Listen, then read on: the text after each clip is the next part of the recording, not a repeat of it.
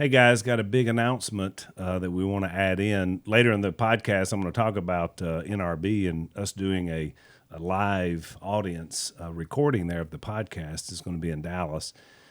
Earlier, you had to be a part of the conference or you couldn't come, but I think because of pressure from you guys, they've decided to open it up. And so you can get for $25, you can get a one-day pass, and you can get there as early as 11 o'clock at the event, but our podcast is at 4 p.m. And so you want to go online. If you want to go, if you're especially in Dallas area, go online. You'll see there, we'll tell you where to go, NRB, register, and then make sure and get your ticket. And then if you want to see us live, you'll get the opportunity to see us live. It's going to be a lot of fun. So we encourage you guys that want to come to check it out, and better get on it pretty quick because I don't know how many spaces are available, so if you really want to come, I would check it out. I am unashamed. What about you?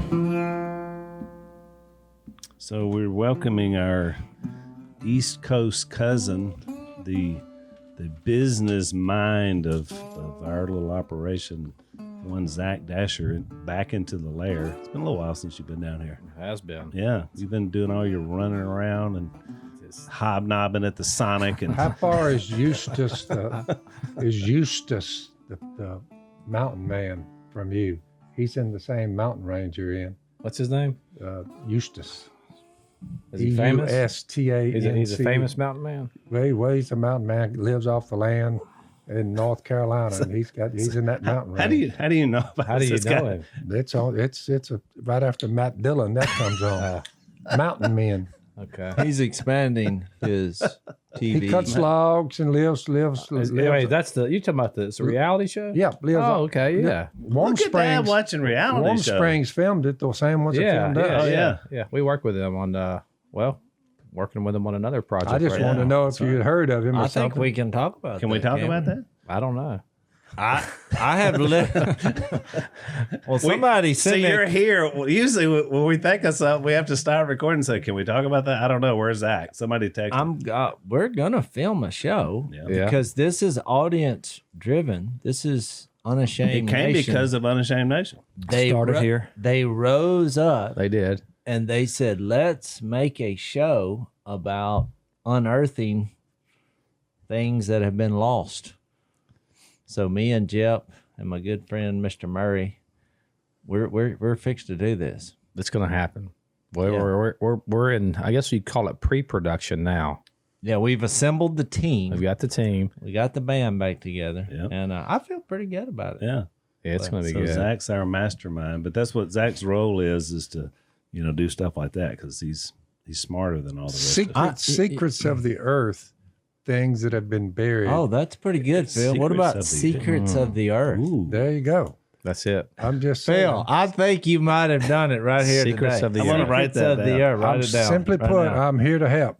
Yeah. But everybody is interested. You know why? And- Because he and- watches a lot of reality TV that I didn't know about. No, I watched Matt Dillon We're And I watched- fully aware of that one. and a few of these guys running around out there. I like the mountain man. Yeah, living up out in the Montana Rocky Mountains and all that. Pretty interesting. Well, we would- need to get Mountain I Man was to gonna make a say, guest appearance. would our mountain man be able to be on Mountain Man? No, these are real. They're real mountain men. Mountain Men, the show is real. I mean, it's like legit. Yeah, they're guys who just Well, there. they use, by the way, the same kind of traps that I just got through running yesterday evening. Yeah. I ran mine. Had I think you could two be a coons. mountain man if you just moved to the mountains. Kind of I'm Yeah. a flatlander, but I use the same traps they So use yesterday, to catch varmints. when I spoke yesterday, I put a picture up of you and I put a picture up of Judge Jephthah Robertson. Did you know there's a picture of him? I didn't know we had There's a a picture. picture. That's Yeah. my great grandpa. Great grandpa. Oh, I and then I had a caption above it. I said, born 100 years too late. And so I talked about you being born in 1946, but you easily could have survived 1846, no problem. And there was your great grandpa who was born around that Was time. that the picture on your counter at the house? No, that's his son, Ewan. I think Ewan was Paul. Isn't that right? Yeah, Mr. Ewan was my he's great grandfather. He was Oh, my so dad. he was even one further He was back. my dad's dad. Right. But it was interesting You know, because Judge Jephthah looked so much like you. His beard was not as big, but he had a beard, same nose. I mean, it was very evident. that was his name, Judge Jephthah. Judge Jephthah. Is that That's who Jeph's named after. Really? Yeah, he got shot on a levee, is what Granny told me. He was. Yeah, the feds killed him, which makes sense. Wait, what happened? How does that make sense? It makes sense because the flood comes and it gets up on the levee. The only high ground around there is the levee. Which we talked about high my ground. great-grandpa, the water ran the cows, his cows, up on the levee. Yeah. They came down there and said, get them off the levee. Because It was federal land. You might hurt the levee. Did you read this in a book? No, somewhere? Granny tells us. No. Granny tells us. And story. Ma said there was a shootout and the feds won. So it was all over cows, like, you know. And for what? A bunch of cows? More cows. That's our family history. It does make more sense now. I felt better about him dying for that. I thought, well, if he was going to go out firing. And you Gee, understand at a deep level the need to get things to higher ground. We covered that on the last podcast. I mean, right? and he's there. He gave his life for that. Yeah, and I saw the Great Flood of '58 when I was born in '46, but there was one in 29, I think it was. Yep, 29. It was during that one, right along in there somewhere.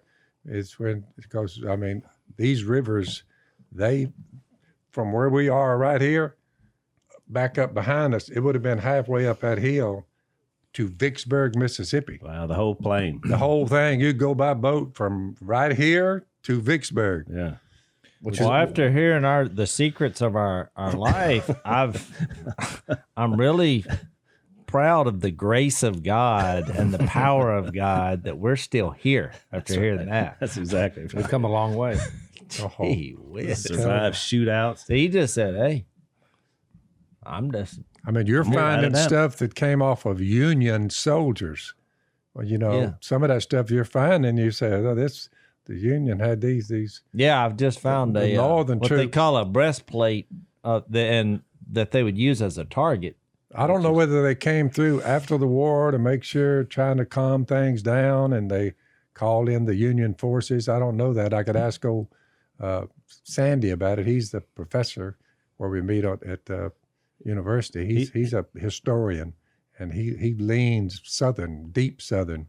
The Civil War and all. He's on the South side. He's your Google for all things Civil War. It's amazing what you find in the ground. And I was telling Murray, he was like, I just don't know, what I can bring to this show. I was like, Murray, when you reach your age, you got to remember, most of what you have left is history.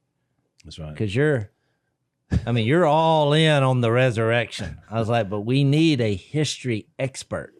And that's who you are. Yeah. Yep. Just be yourself. That's the key. So to that. I think we actually Murray Crowe has many, many skill sets. he really does. He's really a does. Renaissance man. Yeah, and he has a lot of new vehicles. He every time I see him, he's pulling up in a new vehicle. I mean, So he I almost makes vehicles. I mean, he's a well, he makes guns. I I was know going to that. say he's a big gun guy. I know that. Oh yeah. He can make guns. he can fix make ammo. anything on an automobile. I I mean, think- anything. I think we ought to pitch the idea that we just involve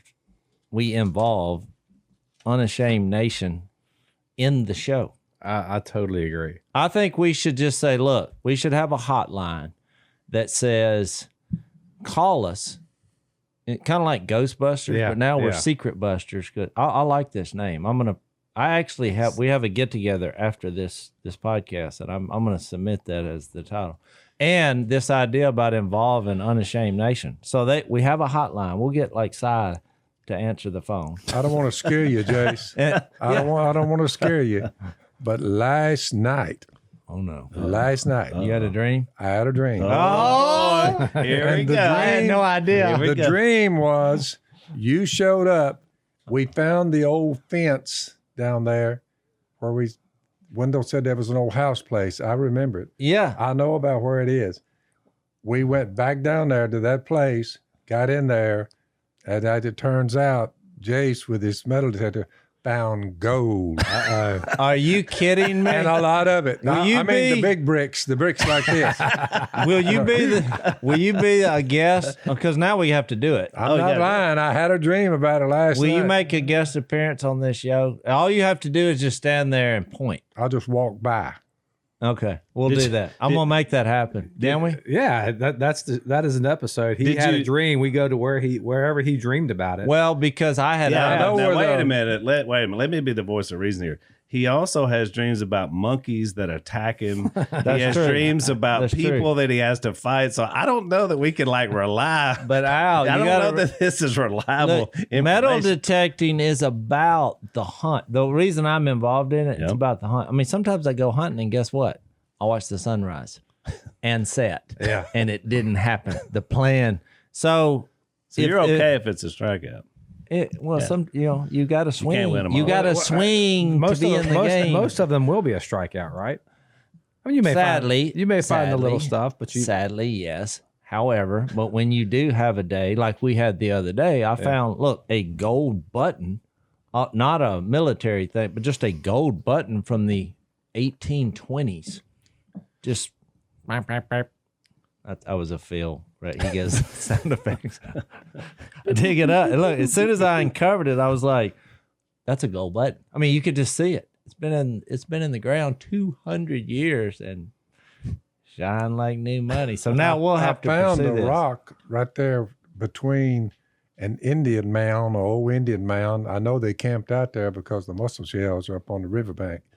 Will you go due north for about 80 to 100 yards? I sawed a tree off the road. I told you about this, and I found a rock knife. They'd used it as a knife, the Indians. I mean, it's just like a hatchet head, Yeah. but instead of metal, it was a rock. Yeah. And I could see where I think a They had held it? woman had held it for a long time, years, 100 years, 200, 300. But I could tell she that's what they got that meat off a hide. Yeah. Like a coon or a beaver or a deer. She had I got it on right above my fireplace over in the middle of the road there. It looks just like a metal axe, but it's made out of stone. But I could tell So- it had been used by someone a long For time. those of you listening, Dad is doing a motion of the rock cutting away a pelt. From That an was animal. probably in the 1500s, that rock there that showed up, 1500s, and those mussel shells. But Jace is talking about probably where that old home place is, and there's a couple of more on my neighbor's land there. There's about 3 home places. Well, I will find them and check them out. Well, one of the But reasons why is we're on the that was probably 1700s, early 1800s, maybe mid 1800s. you think? It's been a while. So we're on the bluff of a river, which is why you get a lot of that. Right Because now, people, that's how couldn't- they got around You it. could not tell that there had been anything Well, there right. except And- there's some kind of concrete, like a chute going down to the river, coming up on the bank. It looked like they would get cattle down it and get them on a boat and go on to the Mississippi River. Oh, yeah. Probably Whatever. getting them off the levee. Which may be better than And getting shot. there's a bottle that looks like this, and it's in the earth, except this is like 20 foot. This is a 20-foot circle. It's buried. It comes up like this. I have Think no about- idea what you're talking about right now. This is inside the ground over there. where you had the dream where the gold is? About, you dreaming, or about is a this mile real? from there. A Is mile this- from there, there's another home place. Phil's talking about And- we're going to be on an excursion. Well, it's just like this, but this, and you see plastic, it's narrow. He's holding a water bottle. This was if you're like listening. this, buried in the ground, made 20 out foot of around. stone. And it comes up like a bottle, like this. And this part is still sticking out.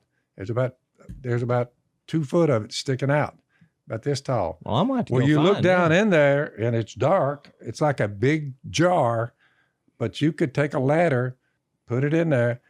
When I took my flashlight, because it was dark, I shined down in there.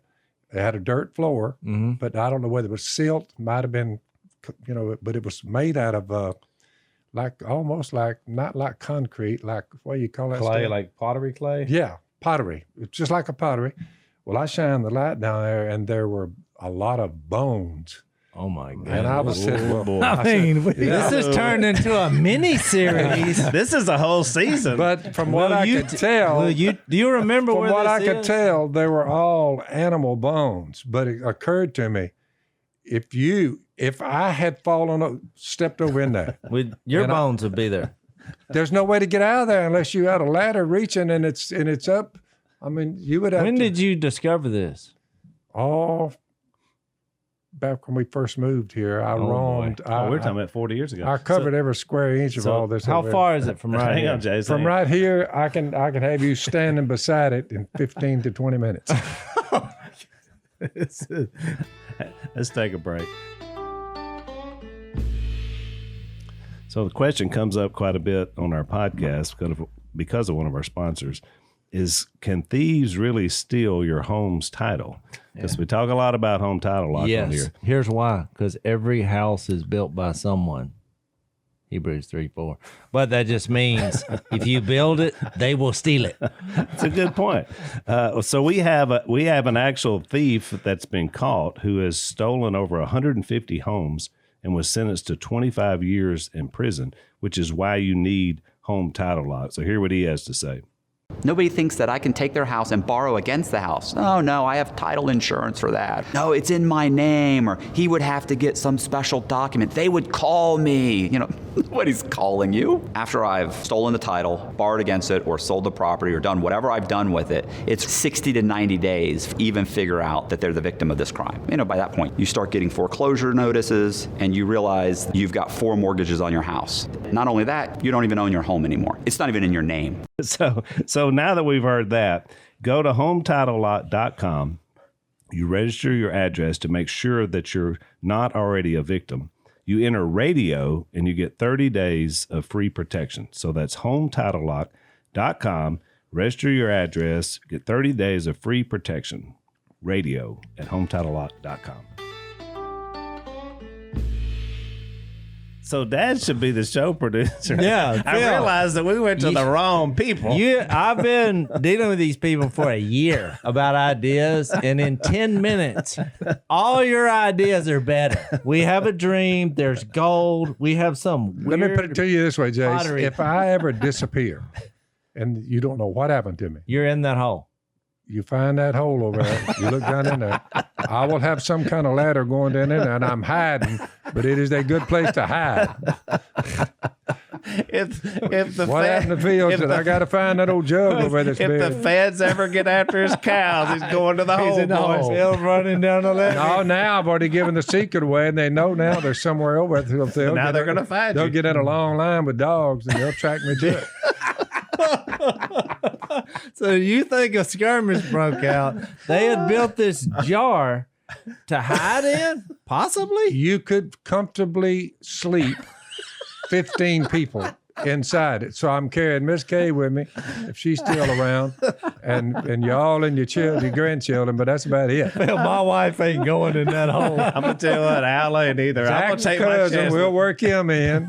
I'm taking my chance with the feds. I mean, I'm a little bit closer. Bring me a pillow to put on all the dead bones. The problem is something falls over in there. A coyote, I could see the bones and the hair and the coons. When they fall off in that thing, the walls are like this, Jay, slick as they can be. It's just like a big jug. Why have we not gone and discovered this? I already have. Well, I know, but That's what I'm trying to tell you. He's now revealed his secret hiding place. This is big news. Oh, it's big news. It really This is gonna make is. some I mean, episode. I've been around Phil my whole life. I never heard that story. Never heard this story. I've kept it under wraps. Now's the time. Dad says this show is going to be the revelation.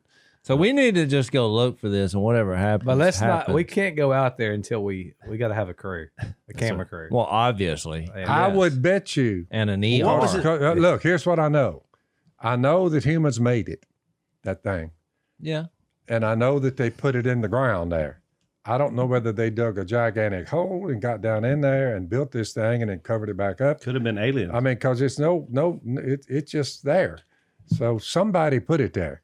And we have no idea what I was the going to reason say, is. what do we think the purpose was for? Because it had to have had a purpose. It possibly was a cistern, That's what I was whereby thinking. you Water. caught the water off your house, and you had a little funnel going to it. Yeah. And every time it would rain, you'd pour. Maybe it was for water. Yeah, for like a well. Because a lot of people don't realize when we were raised, your dad here, the only water we had was water coming off the house, and there was a tank sitting up on a structure, and that a funnel coming from the house. Most third world countries are still like that. Yeah, and it ran down the what do you call them, Yeah. on the side of your roof, The gutters. the gutter, run down the gutter, and then it run over in that tank, and we drank water. Rainwater. Water tap. We drank water from the rainwater. Yeah. That's all we had. That's the ultimate attack. So it was fine until you crawl up there. We were kids, and we looked down in there, and it looked pretty rough down in there. I mean, it was like not scummy, but there was. What's interesting about all this is because we're finding just. I was surprised that when I saw it, I told Si, I said, I'm just glad to be alive after drinking this. I said, I didn't know it looked like that. And he said, me either. But So now we know what happened to Si. Boy, this has been. Well, it was either that or running mix along behind that, the DDT right there next to us on cotton. It comes up. DDT falls on everybody inside the rainwater. I'm like, hey, we're drinking DDT. I mean, so I don't know. So I said they come along and spray it out of the back of a truck, and the kids would all run along. Oh, behind yeah. us, Running behind it, playing in it. Yeah. Hey, Well, look, it's raining. 20 years goes by, and they said, this is the most deadly poison you could ever have. It's I thought, raining well, poison. Let's run behind it it. explains a lot. Yeah. We were talking about during one of the commercials about what your favorite piece of furniture is. And when you think about all we're doing when we metal detect, we're just finding old things that people lost or wherever people congregated. So the other night I was having dinner with Missy and Karina, my Nicaraguan daughter. And for some reason we came up kind of like what we were doing with that commercial about what's your favorite furniture? Well, somehow or another, it's like we came up with the idea if you were on a deserted island and you could only bring 5 things, what would you bring? And just off the top of my head, my mind was racing. Well, they started naming the things that they would take. And Missy, like, her first thing was a blanket. It wasn't just a blanket. And I'm like, that's the first thing? And then she's like, well, beans and rice. I was like, what? Well, we got to eat. And she said, of course you. I was like, wait a minute, don't get me hooked up into this. She's like, well, that's just understood. So then we had like a 10 But you were number 3 behind beans and rice. Well, I think it just occurred to her, oh, I better say Jase. But I thought this was every man and woman for themselves type of deal. But then Karina was like, well, a journal and like a box of pens. And I was like, what is wrong with you people? And they're like, what do you mean? I was like, I'm bringing a gun. Yeah, I thought about it. A knife, the largest spool of monofilament line in the world. And they were like, why would you bring that? I was like, you're not going to live long with a blanket and a journal. Let's just document our short stay here. You're going to live about a week or 2 at best with that. But the more we got to talking about it, it's really about your role, in a family. It's like, I'm going to protect us. Yeah. And Missy was going to make us comfortable. And Karina's going to, she's going to document the whole situation. She's going to document it because she's just taking for granted that we're going to take care of the rest. Because she's like, oh, I'm coming with y'all. I mean, y'all are 2 of the people I'm bringing. That's right. So I thought it was interesting when you think about the stuff we find and the stuff people lose. The valuable stuff is things that people didn't want to lose. Yeah. So it was an interesting conversation. So what would you bring to a deserted island? Well, you could make you a fire with anything. So I brought that up too, though. I said, what? Because first you say matches, but what if they get wet? Or how long are you going to be there? Or, Jase is right. A gun and a knife and some rope, string. So you could survive. rope string, maybe And something to start a fire, maybe with the rock. I use wire to tie those steel traps on, catching these coons and stuff. I always got a roll of wire with me, and I'm wiring it to this and that and other in case, when they go to jumping around that fur when you catch them. But it would be stuff like that, something you could use to catch something or trap something. Well, Missy said enough penicillin. I was like, Yeah, you need actually, if you had antibiotics. five things, that would be one of them. Medicine wouldn't be bad. So there was just y'all three doing this little game? Oh, we did it, but it went from we laughed, we cried, we argued. It just like became this consuming. Like, let's sit down and continue the conversation after the meal because I don't know, it just made the me. The gun and the knife would be, and plenty of ammo. If you had that, you could pretty well survive. And that's pretty much, I mean, most of us carry that with us, even not on a dessert. I think I brought it up because it made me think about how, worldly we are about things we think we need. Just think of Jason, all these foreigners from Europe coming across the ocean, landing on one of these river systems. New Orleans be a good place. Yep. Start going up, and they get up in here, Alabama Landing. They call that from people who came up here way back, and they would say, "We're going for where y'all going? Going west."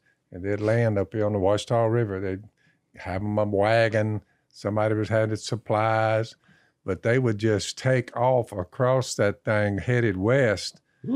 Angling up. Some of them ended up in Kansas, Nebraska on up. Some of them got all the way over on the West Coast. But you just think about all they had was what they had. So this is not like a far-fetched picture where you'll never find yourself there. I mean, most of the new ground has already been run over. But you just think about the kind of people went across there and what little they had, and they made it. Yeah. But you're talking about a tough bunch. But a lot of them didn't make it. A lot of them didn't make it. Yeah, that's what happened. We divided the categories. You want to take a break? Yes. There was no concrete, no power lines, no vehicles. I mean, no mechanized anything. I mean, just wagon with wheels on it. They're like, boy, we got us something here. Proud of them. No, at least it would roll. Yeah. We got into 5 things you need and then 5 things you want. But the things that we wanted is where all the arguments came. Because Missy's like, okay, let's be realistic. Our basic needs, which revolved around food, clothing, and the way to make a fire. A shelter. Food, water, shelter. Yeah. Jase, food, water, to this shelter. day, you can fly over, because the Smithsonian Channel did, and they pointed their cameras down. You can still see some of the ruts are that deep going out across the Midwest out there, going up toward the Dakotas. You can still, the Oregon Trail, that old Oregon Trail, you can look at it right now. The scars are still in the ground where all those wagons came through there and leaving ruts waist deep. I mean, can you imagine getting stuck? All you have is mules or horses, but the old road bed on the Oregon Trail, you can still get on it, and the earth is still sliced up. So many came around. Well, that's where we need to go metal detectors. They left a trail. They left a trail. I guarantee you, they probably won't let you hunt there. A lot of these places. Oh, it's a lot of it is federal land. It's a national forest. I brought that up in my sermon, is because in Romans 5, where it says we've been given access to God, the creator of the universe. When you think about the places you don't have access to here, remember that time I did that about the Snake Island and nothing was mechanized, but all they had probably to keep them going, in my opinion, was the fear of God as they moved across there. Some of them stopped in Great Salt Lake City, the Mormons and all of that, the Joseph Smith story, and all of them, they all that happened during the pioneer days. They would just come up on a ridge and look down and say, y'all gather up here. I said, I tell you what, whoever's ever in charge, let's call it a wrap and camp out right here. We got plenty of water. And they were probably just looking like, wow. I mean, theirs to claim, just say, let's just stay here. I have a longing to see that again. I said he was would born like to 100 years too late. I would like to see another planet or planets that God would say to us at the resurrection. You remember when all your people come across there and settled the country where you were a member of it? Said, look, I've got several planets you might want to look at. That's some of them are slightly bigger than the Earth, but it has the same forces that you saw at Earth. So I'll show it to you. That would be heaven to you as the exploration. Put me on the ground. Phil, there. I don't think that's going to be a problem. If he can get Put us me out on of the ground and say, you can go as far as you want to go. There's some bigger ones than this, and bigger lakes and more game and all that. But you stay here as long as you want to. You are immortal, see? All right. If you got an imperishable body, that's a game changer. I think in my heart, that's what heaven is like. You've always said that. Whatever fires you up, you've heard me say it all my life. Whatever fires you up, it's just that, and it never ends. Yeah. Possible. It's a comforting I believe thought. it's beyond our comprehension.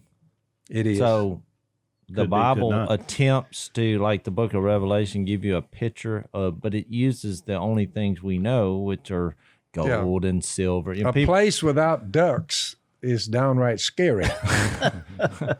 Well, you remember when Smith, right before Who would want a place without ducks? right before Smith went on to be with the Lord, he went through a deep dive into Revelation, and he had come up with this. It looked like to me a giant apartment complex that looked like a Borg ship from Star Trek. Yeah. And he had it landing on top of the earth, and water was flowing out of it, and we were going to live in the apartment complex. And I was you're like, walking on silver and gold. I'm like, I was like, It was "Yeah." a cube. It was a cube. It was a Borg He cube. had the measurements of it out of Revelation. Yeah, and I read all this stuff, and of course, Smith was good, but he was getting ready to go home, and I was like, "Bill, I don't know that I want to live there. This doesn't look fun to me." I'm just saying that was a little too literal. I remember thinking the same thing. I was like, I'm a little claustrophobic. It'd be like living in that hole in the ground. I just don't, I just remember, was it 144,000 miles like Right. wide, and it was a cube that floats. It was like a That's rocket a little too literal for me. So when I read a book about the Lewis and Clark expedition, which was fascinating to me, because basically after Jefferson brokered the deal, then he just sent that crew out. Yep. But when I read the account of that, what they all had to do, I thought Dad would have loved to have been on this expedition. I was like, this expedition was made for Phil Robertson. It was just 100 years too late. they got lost on the Great Plains Yeah. because they said it was like an ocean, but it was grass. And as far, and they would make so they finally had to start putting up stakes Yeah. and getting the sun, To know which way they were going. know which way they're going. Yeah. He said, we got lost in a sea of grass, is what they said. They like would an have ocean. they would go through stretches where they had to pick up all their boats and haul them across vast amounts of miles to find another waterway. I mean, they had scouts out ahead. Then there were times when they'd run out of food and they were killing buffalo, and they were just then they got gout because they ate all the meat. It was just a really interesting following the journey. And really, they only lost one guy, which was pretty incredible along the way. Well, that was going to be my point why I brought up what you do on the desert island is that everybody quickly went to, well, we need to go together.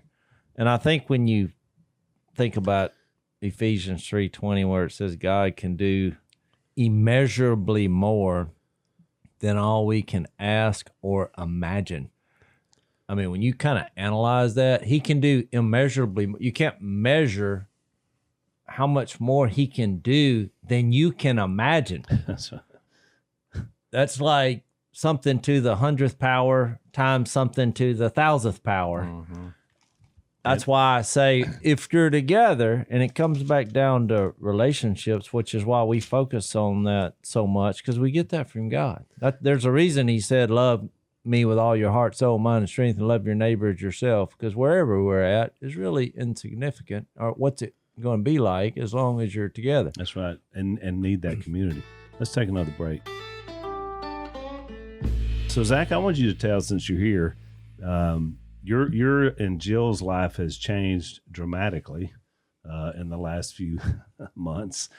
Tell our audience what you've been up to and the story that the new addition to our family. Oh yeah, we got a new baby. She is about 8 weeks old now. She's more than that. I didn't even know Jill was pregnant. She never showed. She never showed. Yeah, she did. Now, we adopted this baby. I get confused on the weeks because they do like the way they calculate it in the NICU is based on how many weeks they are. Like if you were pregnant. Right? Yeah. Right. So the baby was born. Ruth was born at 27 weeks, 2 pounds, 7 ounces. And they're supposed to go 39. Yeah, 40 is like 40. I think 37 maybe full term, but 37 to 40 2 weeks. 2 pounds and 7 ounces. Oh, she was skin and bones. Yeah, her skin was almost translucent because it hadn't been fully developed yet. I mean, it was a little shocking to see her. She looked like a skint squirrel, didn't she? She did. Yeah. She did just. Well, I had that same. I had the same with experience his daughter. with my daughter. What was that when she was She born? was actually 1 pound 15 ounces. Oh wow! And she came at week 29, but she had some issues because she had a heart problem, and so it took us a while. She got all the way down to 1.12 pounds after a month in the NICU. Wow. And then she had heart surgery, and then she took off after that. Now she's having. Every time I hear that, it is amazing to watch that woman these days. She Anna grew up to be a phenomenal person. She sure did, inside and out. But I always think, because how my mind works, is like when I think about a 2 pound bass. That's what I'm saying. You're like a 2 pound bass is like a little old, just like nothing, a living human, nubbing bass. You know, you just chunk back in the water and it take off. I mean, it's just a human. Smaller than that. That's what Lisa's dad said the first time he saw her. He said, "I caught a bass bigger than her yesterday. There's like a 3 pound bass." So that's what you. So she's grown. What does she weigh now? she goes to the doctor tomorrow. I'm guessing she's probably about 7.5 pounds now. She's out of the hospital. When she was born, the mother, the biological mother, had maybe some kind of ruptured uterus or something. But she was like calling us like, "Hey, I'm having cramps," and we're like, me and Jill on the phone with this on Easter, and so we're like, I'm Tom, and every time she says that, I said, "You're having contractions," and Jill's like, "You need to go to the doctor now because they can stop labor maybe," and then all of a sudden she's like, oh my gosh, I'm bleeding everywhere, and so it had to be terrible for y'all because you're thinking she's losing the baby, right? I mean, well, yeah, we worried about her too, and so and we're 2 hours away from. And the whole way we met this girl is crazy. That's a longer story, but I mean, God was like totally in this because she didn't know if she was going to keep the baby. So she was contemplating terminating the pregnancy and somehow got introduced to us through a mutual friend. And we ended up on a phone call with her. And she's like, "You would, I think the girl told her that we would adopt the baby, but had never even told us that. But it was funny because we were all in already. We'd already been praying about this, and I said, if God puts a baby on our doorstep, then I'm in. Thinking that that's never going to happen, right? So that's like Gideon's fleece. I was going to say, If he lands one on our lap, and then it did. That happened. So we were just like, we're in. And she was like, "Would you really adopt my child?" We're like, "Well, yeah." And she said, "Well, I'm gonna keep this baby, and I'm gonna bring her, to birth." And so we're all crying. She's crying, and so we walked with the mother. We still talk to her. We walked with her. She's got some stuff going on. That's some difficulties and things, but we're praying for her too. But it's just cool to see. So she goes to the hospital. And we get there, and when I get there, the father, because we know the father, biological father too, and so he calls and he's like, "They're both dead." Like he tells us this on the phone, and I'm like, he says, "Let me talk to." He's Jill, Miss Jill, can I talk to Zach? And so I'm on the phone with, "Hey, man, I just want to tell you, man to man." He's crying. He's like, "It's gone horrible. They're both dead," and I'm like, "Oh my gosh!" And we're like 20 minutes from the hospital, so I pull up to the hospital and I see him out on the curb smoking a cigarette, and they won't let him in the hospital because of COVID and whatever else. And so like I park the car, I go there, he's just like chain smoking, crying, and he's a wreck. And I said, "Let me go inside and figure out what's going on." So then I go and was able to talk to the charge nurse, and she's like, "Well, I don't know what's going on either." So then about 15 minutes later they come out and they're like, "Mom's fine, and the baby is, we just got the baby stabilized, revived her and got her stabilized. And so y'all can come in." So they let us in. And so we went up there, got to see the mother and biological mother. I got to figure out my terms here because it's like first rodeo for us. And then we saw the baby, and she's got tubes going in everywhere. They transported her to a children's hospital in Winston-Salem. And at first sight, though, was overwhelming, didn't it? Yeah, I was a little like, whoa, I was the same way. like yeah. it's like I was a lot younger than you too, but still, it's overwhelming. It's like how can this baby make it? That's what I thought. But it was, man, when they get in ICU though, I mean, what they were able to do now is incredible. Amazing. Yeah. I mean, I was just like, they got babies being born at 22 weeks and they're surviving. At 27 weeks, it's like a pretty high survival rate. Now it's a tough road and it's difficult. And which let me just interject in the whole pro-life argument. This is what you're describing is another reason why, that it's not a blob of tissue. No, it's not. It's a child. You see that if you go to a NICU, you see it. Yeah. You see, and even more than just that, even just the way they look, one of the benefits of skin to skin contact, what Jill's like, oh, we got to do skin to skin. And I'm like, what is skin to skin? Well, they got to the baby, they got to be next to your skin. Right. And just that whole, even that alone, the medical benefits. And the nurse is like, yeah, it's been proven science that when you hold a baby skin to skin, you're transferring your good antimicrobial stuff, all your good bacteria to them. I mean, yeah. They thrive. Babies that are touched thrive. So it was, we were there every day. We had to drive 2 hours there, 2 hours back, and it was a grind. But that was for weeks. I mean, that impressed me about you and Jill both was not just your commitment to your child, but the idea is that whatever it took, we're going to get this done. Yeah. And be there for her, which is, really what parenting is all about. Let's take another break. Yeah. So we would drive 2 hours there, 2 hours back. And, she was out in like 7 or 8 weeks and she did real well. So now she's a little fat. She's fat, man. She's got big old. She's a fat 7-pounder. She's a fat 7-pounder. So Jill brought her down here last weekend and stayed at our place, and the baby never was anywhere but in someone's arms. Oh yeah. The entire time they were here, it was really funny. And so my little grandson Doc, who's only 5. Just fell in love with her. I don't know. It was like those Twilight movies. He imprinted with her, and so he's just like, so he wanted to hold her all the time. And he's asking me now, when are we going to North Carolina?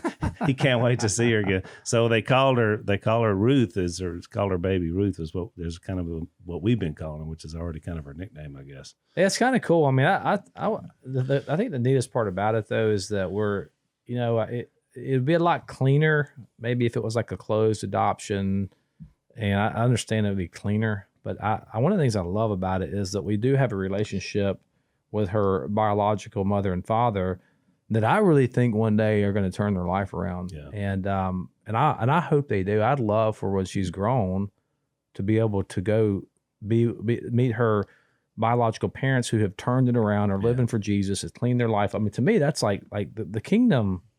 It's messy, but there's something beautiful in that messiness. You know what I'm saying? Yeah. So kind of like it's been a incredible journey. Well, at some point we'll tell the whole story. I mean, there's a lot of parts of it you just don't want to say right now for a lot of different reasons. But I mean, God was moving in the whole thing. Right. I love it, and I love the idea. So Lisa and I speak at a lot of pro-life events and on behalf of a lot of pregnancy centers.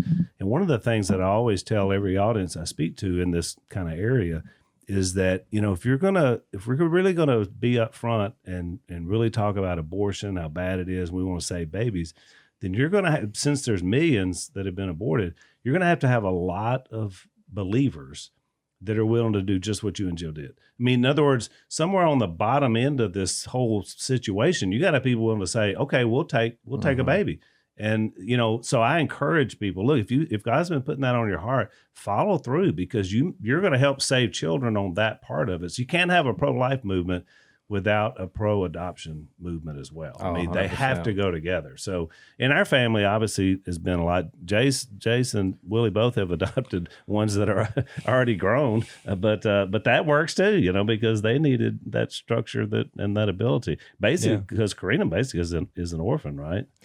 She is. And I think some of that is God, who I say this in a lot of different areas of life. I mean, I believe he specializes in orchestrating meetings between people. I think, he gets his message out about Jesus through us despite our flaws. And I think when your eyes are open to that, you have these chance encounters in life that God set up. Right. I mean, there's just too many things. I've had way too many of those.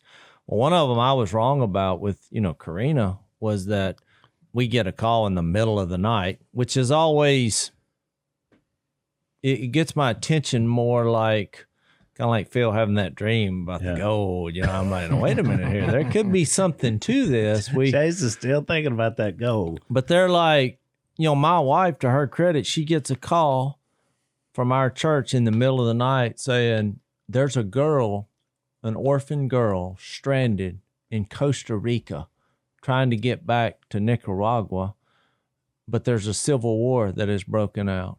But she loves the Lord and has really educated herself. And so they're like, can you take her? If we get her in the U.S., can you help her? Because she already she was going to college. She already had that lined up, but she couldn't. Yeah, she but it couldn't just get was, there was right. a time problem here. She had educated herself basically from the internet because one of the preachers at one of the churches, they kind of mentored her, and it's been real tough on her in a good way. Like, you can do this. You know, the Lord will use you.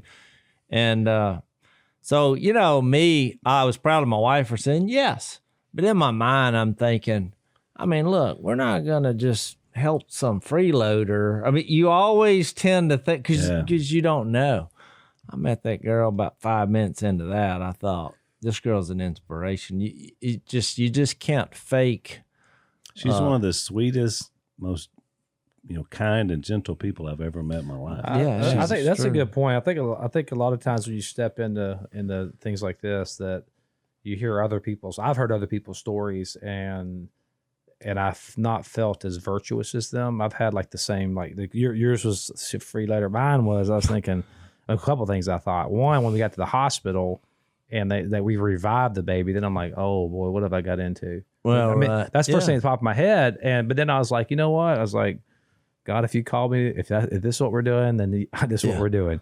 And another thing, insecurity I had on it is I wasn't really sure how I would respond to a child that wasn't biologically mine. It's never happened. It's never happened. Yeah. So I'm like, Jill's like, oh, it's no question. I'm all in. Like, well, they're just better at it than we are. They really are. But look, you know what I've learned, Zach? And I take this advice for whatever it's worth. It hit me at some point during the last 4 years that I've had Karina. She's inspired me and helped me way more than I feel like I've helped her. I'm like, she's a rock. Yeah. And you got to remember that it's God in us. And she found her relationship with God during her pain and misery and suffering and perseverance. And, I think about that Romans 5 a lot. Is she in contact with her real parents? No, they're gone. They're gone. They're dead. She's an orphan. Yeah. She was raised by a grandmother the last few years, and then she died. So she literally has nobody except her I sister. think her mom, has died, but her dad is MIA. Oh, right. And, that's what it was. Yeah, then she lost her grandma, who basically had raised her. Right. And so all she has is one sister. So, you just, because in your mind, you're like, well, there's no family structure. So where are the problems that I know that I keep looking for, this can't be right. This can't be just God rescued this girl and she's had some people who stepped up in the name of the Lord that's helped her along the way. I thought the same thing about Phyllis.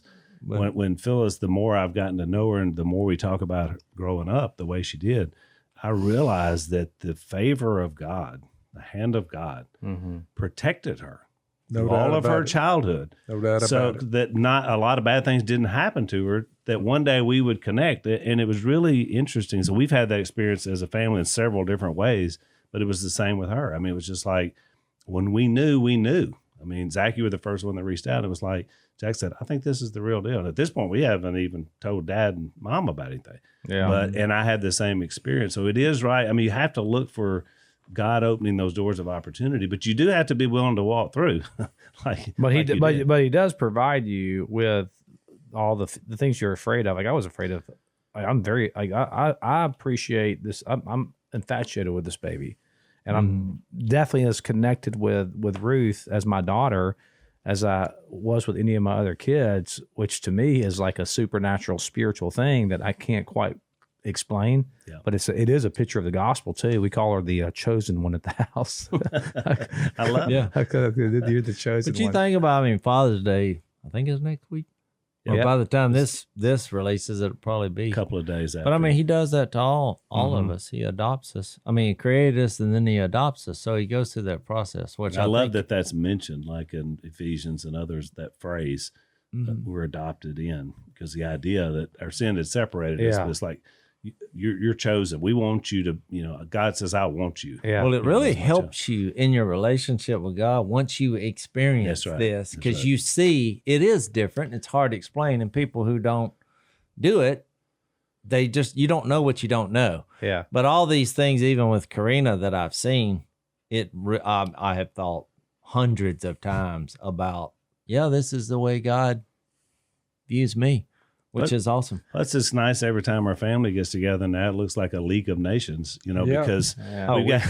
we got all these people with different heritage and background and skin color. And But I thought about that. we are a rainbow I family. thought if we commit as a family to God and to get Jesus out to the world, why am I shocked that God assembled a team that basically is representative of the world? We are the United Nations, and we didn't really have a strategic plan to do that. Nope, he just made it happen. And to reiterate one point you made, that it's not just that we're ministering or anything like that. Like there's a reception, a blessing that we're receiving.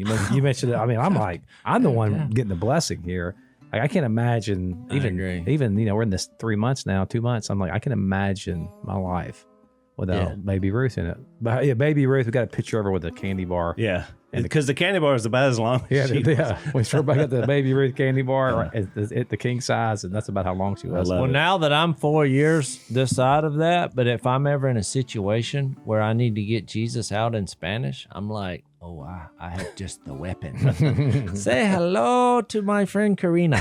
To my little friend. All right, we're out of time. Thanks for listening to the Unashamed podcast. Help us out by rating us on iTunes. And don't miss an episode by subscribing on YouTube, and be sure to click that little bell to get notified about new episodes. And for even more content that you won't get anywhere else, subscribe to Blaze TV at blazetv.com/unashamed.